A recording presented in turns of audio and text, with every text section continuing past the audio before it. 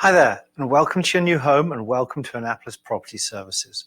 My name's Peter, and I'm going to be running through a few items that are going to expedite your move-in and make your transition to your new home super smooth. So in this presentation, we're going to be going over how to access your online account, make rent payments and handle utility bills, how to submit and manage maintenance requests, emergency situations, your move-in procedure, lockouts, property walkthroughs, any changes to your lease and renter's insurance, and finally your move-in checklist. Firstly, online account access. By now you should have received an email allowing you to access your online account. If not, you can also just go to our website, annapolispropertyservices.com, and just look for the green button on each page that says Residents Login.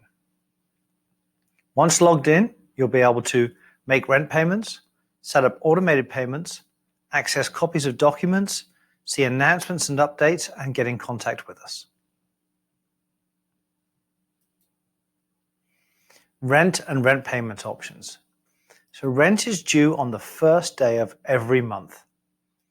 Rent received after the first is considered late, and on the 5th of the month, a late fee is applied and a failure to pay rent filed with the courts. So if for any reason you're ever going to be late with your rent, later than the 5th, please make contact with us and let us know the situation ahead of time. How to pay rent? You can pay rent in a multitude of different ways. The most efficient and easiest is through your online account, where you can do an EFT payment.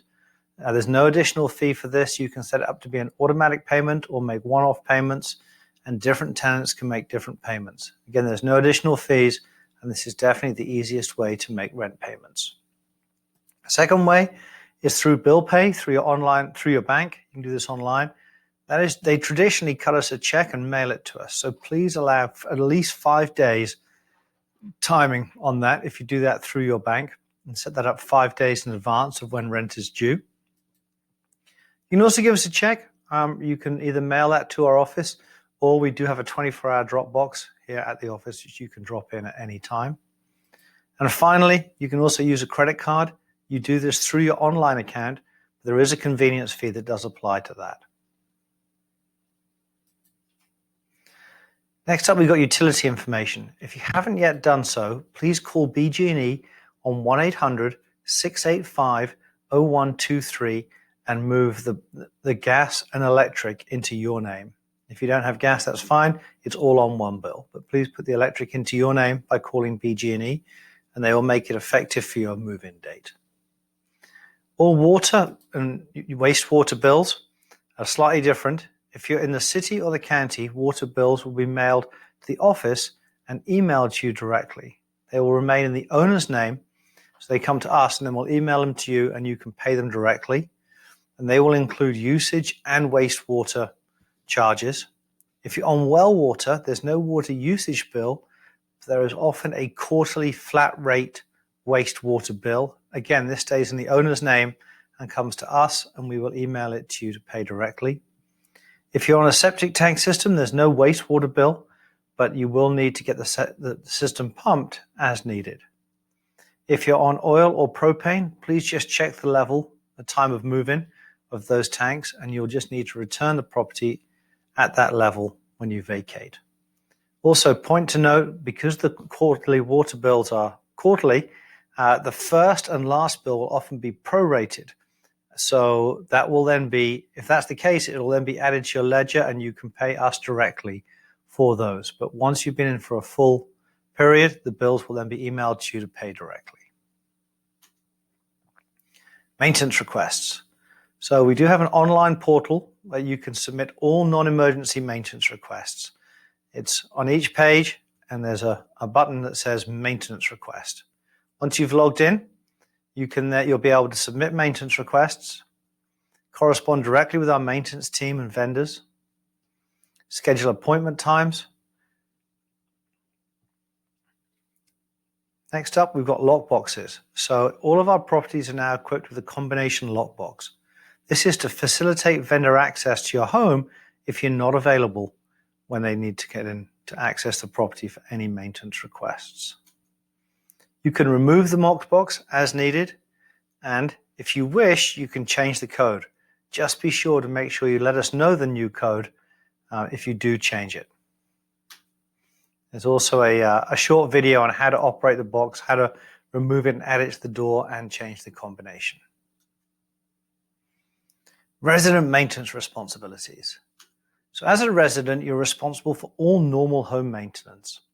This includes upkeep of the yard, water conditioning systems and filters, winterization, especially hose bibs, gutter cleaning, pest control, and changing the HVAC filter at least once every 3 months. Plumbing blockages. Residents are responsible for any plumbing blockage unless it's been caused by a collapsed drain. Structural and non-structural repairs. Structural repairs to the property are an owner's responsibility. Just submit those online. Any resident-caused damages are your responsibility. And there's a $100 deductible for all appliance and non-structural repairs. Emergency situations. So we do have a 24-hour emergency number that's managed in-house.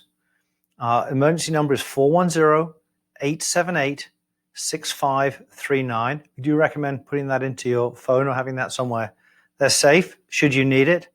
We do manage it in-house, and one of our managers is available 24 hours a day, 7 days a week.